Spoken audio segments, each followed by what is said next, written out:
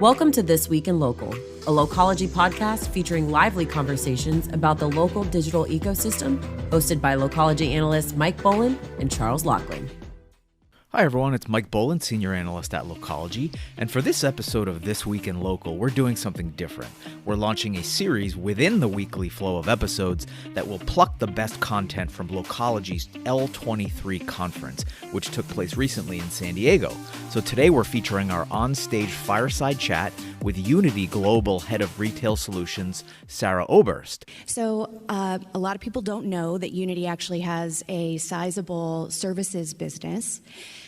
So there's about 800 of us globally working to deliver custom solutions built with Unity's technology to clients in the games and the enterprise space. On the enterprise side, we're broken into sectors. So we have ATM, retail, AECO, and government, and I lead our retail sector. Mm-hmm. So let's also sort of define this a little bit. So one of Unity's sort of core products and what it's mostly known as is sort of in the gaming world as what we call a game engine. And it has really democratized the process and the workflows of creating 3D assets, creating 3D interactions and the things that game designers do. And more that is being sort of applied to a broader concept of 3D in brand experiences. And we've seen that over the last year or two with some of the sort of excitement around the metaverse and companies that sort of, build a brand experience or a virtual store in a place like Fortnite or Roblox.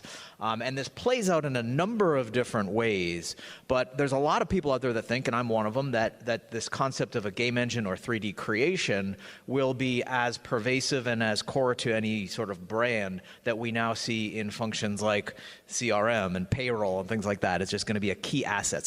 So with that sort of preface, tell us a little bit more about the concept of a game engine or a 3D creation engine, how Unity started, how it got to this point, and how that affects your job role.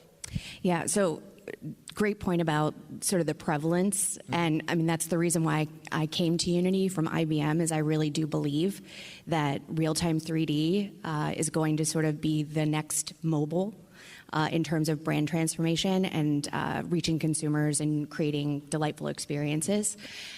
So a game engine, or I really prefer to sort of refer to it as a real-time 3D engine, but it's a piece of technology that allows creators to build interactive, sort of asynchronous 3D content. So Unity's great because we have, particularly in retail, we're well served by our legacy in games because it's also really broad across the device ecosystem. Mm-hmm. So you've got this asynchronous, sort of immersive, interactive 3D experience that you can deliver on any device. So we're the largest mobile game engine in the world. So every mobile game that you play, I can guarantee, is built with Unity's engine, whether it's Pokemon or Words with Friends or Candy Crush or what have you. So we've kind of, owned that mobile ecosystem. Obviously also laptops, gaming computers, but laptops, just your laptop, no fancy, graphics card, headsets. Yep. So the whole, hands-free heads-up device ecosystem, we're there. We're HoloLens's biggest partner, huge partnership with Meta, but and then gaming consoles as well. So, if you think about where retail consumers are, they're on all of those devices, and it's a huge differentiator for Unity's engine that we really own that ecosystem across the board. A lot of our competitors started with AAA console games. Sure. And so they really don't do mobile very well. And so we're kind of shot out ahead of them by about a decade. Mm-hmm.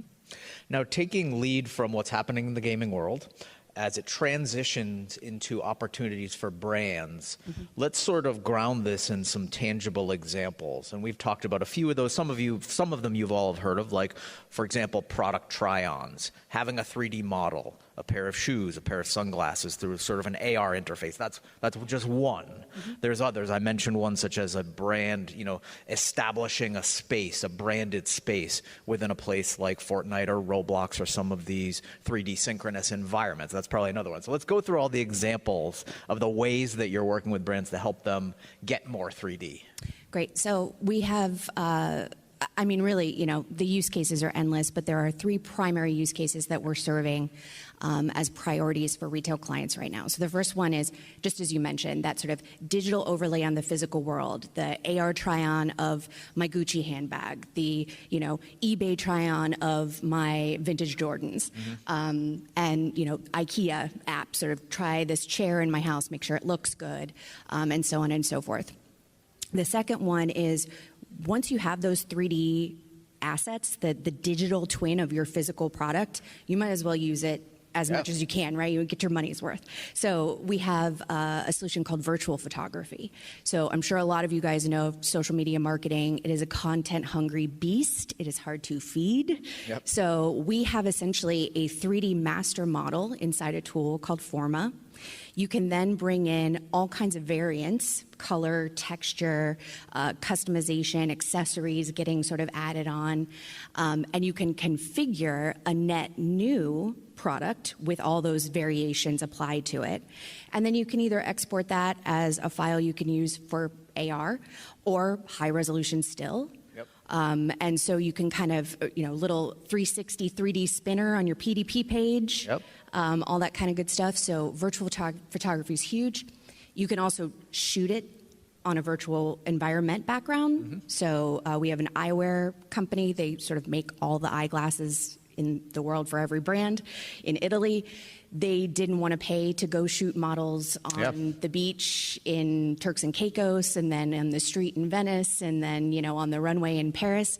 So, we're working to create not only digital human models for them with the virtual 3D eyeglasses on them, but then all of these backgrounds where they want to shoot those. And as you can imagine, it saves tens of millions of dollars a year. And then, as you mentioned as well, those sort of virtual showrooms, virtual stores, those are really fun and engaging, immersive, great place for product education. We actually built a Dyson virtual store for Meta. For the Quest 2. And Dyson, kind of shares their customer relationship with that third-party retailer. Mm. There's a small handful of Dyson boutiques across the world. They all closed down during COVID. So they came to us and they were like, we're sick of sharing this customer relationship. Bed Bath & Beyond just is not handling our premium brand very well. Yep. We'd really like to sort of forge that relationship one-to-one. It helps with post-purchase support. It helps us sell that next, item to that customer. It helps us explain why we're asking them to shell out $800 for a vacuum when they could pay $200 for the shark sitting next to it at, Target. So, we built this virtual Dyson environment, and we weren't limited to the confines of the physical world. And, Dyson's engineering and all the, the goodness that goes into those products that make them premium, that make them worth that money, can be learnt about, experimented with, experienced in a really compelling way. And it's helping to sort of forge that one-to-one relationship with that consumer. So a few more points on the business case. Mm-hmm. I have worked with a company called CG Trader in the past, and they do a lot of digital scans of this chair, for example. And they did a really cool case study where they compared the cost of a photo shoot. Mm-hmm. And those photo shoots are expensive, yes. Right? And you need to get, all of this granular sort of texture, detail, and all these other things. When you're dealing with a 3D model, not only is that cheaper because you don't have to have a physical photo shoot somewhere, but then you can work on variants of color and texture, and next year's models, you don't have to do the whole thing over again if the design hasn't changed. And then on the sort of AR try-on front, I've been doing a lot of case studies with companies like Snap, where it sort of works on two levels. One is the sort of conversions are higher because it is a more enticing sale, a more informed and confident consumer. And then for that same reason, a major retail pain point is returns. the returns go way down when you have that more confident purchase. You know it's going to fit. The TV's going to fit on the wall. That IKEA couch is going to fit where you want it to go. The sunglasses fit on your face because you tried it dimensionally. So $550 billion in returns, yeah. in lost revenue from returns in 2022 for retailers. And Amazon has sort of created this race to the bottom where, by giving free returns, everyone else for competitive reasons has to do it. So it really costs companies a lot. So that speaks to them. Not only does it cost the companies a lot, it's costing the environment a lot. Yeah. So we're doubling the logistics of that product. Yeah. Which, we have a lot of luxury clients based in Paris. They've all signed the Paris Climate Accord. Fashion industry in general is sort of the biggest offender of any industry, like even hard good manufacturing, in terms of just environmental impact of their workflows and their processes, the chemicals that they use. So, anything we can do to make it easier to support the purchase decision, get them to click sooner as opposed to having it sit in the cart, increase that cart size, obviously, because I have more confidence, but then also make sure that it doesn't make its way all the way back to the warehouse, wherever that may be. So, decreasing the amount of revenue lost, increasing the amount of revenue by increasing that cart size, and then really trying to tamp down those emissions. Yeah. The other sort of impetus for this, too, is a lot of companies don't realize it, but they already have 3D models. Anyone who's manufacturing a product, there's something somewhere in your building where there's a CAD file, and it's not necessarily optimized for mobile, but it's like you already have the makings, the foundation for that 3D model. So sometimes the points of resistance are that, engineering's not talking to marketing. Right. But so do you see that? Or I guess maybe let me phrase a broader question around that. Is, even we're talking about all these value propositions, what are the sort of points of resistance or friction? I mean, there's a no-brainer, everyone, but still the penetration's somewhat low. We're at the early stages of this. So what is the resistance? Data and content. Okay. Yeah, so just as you said, if they're a manufacturer of a product, who knows how many hands are touching that file, that CAD file, once it leaves engineering and makes its way all the way across the product lifecycle to the CMO? Who knows how they're reorganizing, recategorizing, taking metadata out, putting metadata in. And in order to really automate the process of translating from a CAD model to a 3D, photorealistic 3D asset, really has a lot to do with how good of a shape your data house is in. Because otherwise we can't automate it, and if we can't automate it, it's just not feasible. If you're talking about 100,000 SKUs with seasonal turnover, right? So data, super expensive, and then creating net new content. So if we're not talking about creating a digital twin of an existing real world physical product, we're talking about creating some sort of a fantastical, dreamlike, perfume ad sort of world that I can put my quest on and I can enjoy, and your brand can delight me and reinforce that sort of aspiration and indulgence, right? Well, those worlds they don't come cheap. We've got technical artists that we bill out at $500 an hour. Yeah, right. So what I think Unity's most excited about right now is the elephant in the room, right? There's metaverse and there's 3D and then there's generative AI and large language models, right? So what we're most excited about as we start to see this revolution really take hold and take shape is it's going to eliminate those two massive barriers to entry. No longer are our clients going to have to sort of pony up for a big front-loaded investment in terms of getting their data together and then generating content as needed. We can do a lot of that with AI. I mean, ChatGPT is really good at writing Python scripts. And that's all the data cleanup is a series of Python scripts. So I want to circle back to a lot of the AI stuff. That certainly factors in here. But one thing that I'm wondering is, who owns this within an organization? Like when you go to one of your clients, who's your main POC that is then trying to marshal all of their resources in order to do all those things you mentioned? And will there be is there a new position forming? Is it sort of under the CMO? Is it like, well, some companies have chief metaverse officers. That's very rare these days. I'm working with one in Paris right now. Yeah. So from an HR perspective, how is this happening? So I think two things. So we deal with this sort of intersection of CTO, CMO most often. So we're not just generating sort of, fun consumer experiences and, Quest virtual stores and things like that. We're doing really sort of pragmatic innovation for these retailers. So, one of the largest pharmacy chains in the world we're working with to eliminate what they call dark stores, which is where they do all of their merchandising, planogram, and store design. They actually spend tens of millions of dollars a year to maintain fake but real physical versions of their stores where they can move shelves around, move end caps around, move signage around. They can bring their vendors and their manufacturers it's the art of merchandising, right? And figure out the merchandising plans. Yeah. And they were spending like $5 million a year just on flights. Wow. Yeah. And so creating a digital twin of that pharmacy store and then, creating a hyper visual 3D layer of their planogram software. So we're not designing stores in flat 2D or some of them even Excel spreadsheets.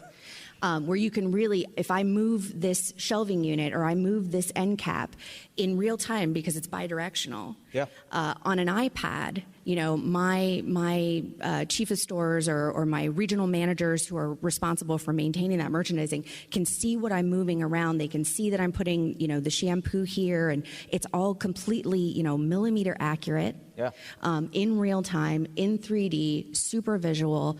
Your mind can conceive of what's going on and you can make smarter decisions.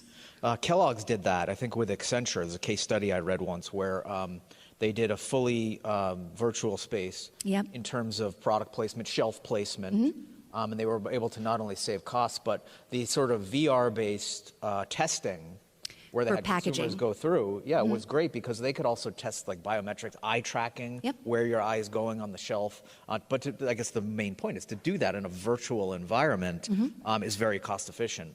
Now, you've already gone through a few great examples. Any other sort of show rather than tell client examples of how they're running with this in various directions? Of course, there's many different flavors of this sort of opportunistic use of 3D technologies, but pick any one. Okay, so we do have a luxury jewelry manufacturer based in France. We have another one based in Switzerland. They kind of have the same use case, but it's that I need an asset. We call it an asset generation pipeline. Okay. So they are manufacturing, they are designing in CAD. So we want to translate from our design team into a photorealistic version of this $200,000 watch or this, $500,000 necklace. And we want to be able to use those assets for a multitude of use cases, ones that we know we have right now, like our website and social media and print advertisements with that virtual photography, to store design and price per square foot maximization. So once we've sort of designed one of their boutiques, we can set, digital twins of the jewelry into the cases. We can run simulations. We can run hundreds of thousands of simulations overnight in a 3D store environment to tell you sort of the best way to maximize your store footprint. And then, in the future, metaverse, we did actually just recently, we're getting ready to launch a WeChat metaverse game for one of those brands because of big customer bases in China. But, when Apple's headset comes out, we want to be able to do AR try-on. When? The keyword when? As phones get better as well, just being able to sort of try that engagement ring on and have it anchor using AI to the part of the body that I'm wearing it on and things like that. So they're investing ahead, sort of in tandem with some right now use cases, but really ahead of their tomorrow use cases, because once you have the asset pipeline set up, you have those Python scripts, you're kind of good to go, and it gets really cheap and easy. And the interesting thing there too is the use cases and the the ways that brands are adopting this aren't just sort of the user-facing ones. Those are the ones we hear about most. I mean, just all the testing and the asset pipeline optimization is really where I think it's going to move the needle. Now, let's go back to the magical word of the day, AI. Obviously, a lot of great sort of integration possibilities here. I mean, one of Unity's original value propositions is sort of democratizing and streamlining that flow for creators to build these 3D worlds, 3D interactions. And now it seems like there's even more opportunity to sort of like take care of all the rote background imagery or whatever, and they can just focus on the actual like creative parts. The storyline. Yeah, the storylines, things like that. The user so need. What are the other things you mentioned? Just the large language models, how those are expanding. What are all the ways that you're excited about AI, at Unity? So Unity believes that the world is a better place with more creators in it. Yep. And like I said at the beginning of the talk, we really focused from the very beginning on those sort of indie, game developers working in their parents' basement, right? Yep. And the whole goal was to democratize game building, so that more people's imaginations could be brought to life and more people could enjoy and be delighted by those experiences on a device that was affordable and already in their pocket, right? You didn't have to shell out for like the Sony PlayStation in order to access a Unity game and have some fun. So, we bring that ethos really forward into everything that we do, even on the enterprise side. So, I work with a lot of e-commerce marketing team, people that have never written a line of code in their life and really would prefer not to. Right. And I don't blame them because I'm the same way. And what we're going to be able to do now is no code creation tools, just using a really good LLM, large language model. And if it's in your mind and you can type it or you can say it, Unity can generate it in real-time 3D, and we can bring it to the broadest amount of devices and therefore the broadest number of eyeballs than any other engine. Yeah. Now, speaking of the sort of democratization and like the guy in his basement, one of the topics that always sort of we trace it back to at shows like this is small businesses. Yeah. And we love to talk about technologies like this because it's always the leading indicator of sort of what will trickle down. So where do you see that going in terms of small businesses being able to do, any of this? Unity's making huge investments in SMBs. And bringing real-time 3D technology not only to SMBs but to like prosumers. Yeah. So like Etsy, eBay. If you think about that. Yeah. So we do have a mobile capture technology. So with your phone right now today, you can capture images of an item that you want to create a digital twin of, and we can, in post-processing, completely automated, extremely low code, not no code yet. We don't have the AI running fully yet. Yep. That's actually coming really soon. We do have a beta, but low code. So an Etsy prosumer could probably do it. She takes walks her through a certain number of photos of the vase. Photogrammetry, essentially. It's photogrammetry, but it's handheld on your iPhone, and then we can post-process that fully automated. It takes about 20 minutes to do the processing, and you'll have a photorealistic 3D model of that vase that she can put on her Etsy store. That I can, when I'm at home, I can try it in AR on my coffee table to make sure that it's going to fit and I'm going to like it. So we've already made huge investments to sort of put this tech in the hands of prosumers and SMBs, and the AI that we're working on. I mean, all of our investment, we are laser focused on the further democratization, making it cost effective, fast, and no code. It's interesting. We spend a lot of time looking at how these adoption patterns happen for SMBs or even brands at earlier stages upstream, and often the progression is sort of adoptive or early adoptive brands will be first to do it, some of the clients you mentioned. And then slowly from doing that, it becomes an expectation of the customer, of the shopper, right? And then their competitors sort of have to rise to that level because of that expectation. Yep. So I think that, and the first step, tracing it back even further, the first step is a Unity providing the tools to get that first brand excited. And then the tipping point happens when that like level of expectation happens. And I always look back to sort of digital photography. I used this example earlier, so sorry if this is repetitive, but digital photography in e-commerce. 10 years ago, it wasn't as ubiquitous or table stakes, but it got to the point where if you don't have on your Amazon listing images from every angle and even like a 3D spinner, then you're sort of at a disadvantage. Yeah. So are you guys sort of projecting forward in sort of your business plans and product rollouts in terms of like, there will become a day, 3 years from now, 5 years from now, whatever it is, where it's just sort of table stakes and ubiquitous to just have 3D as part of a marketing plan? I think we're already there. Yeah. I mean, over the last few years, I've really seen our clients shift from, VP of innovation to, VP of e-com. Yep. And so the budgets aren't coming from innovation anymore. They have sort of matured into just, OpEx or CapEx, depending on what we're building. So that's been great to see. But, I think we've kind of, and AI is just going to accelerate all of this, right? But I think we've already sort of emerged from the darker corners of innovation teams into critical, fundamental infrastructure level workflows. Yeah. And the expectation of the consumer was running way ahead of that even, so everyone has a smartphone in their pocket. The numbers, and the saturation globally, even in, third world markets in terms of, smartphone usage are hitting massive saturation points, like 80-90%, I think. We've got a major tipping point with demos with millennials and Gen Z. And we've also seen sort of disposable income kind of sharply drop.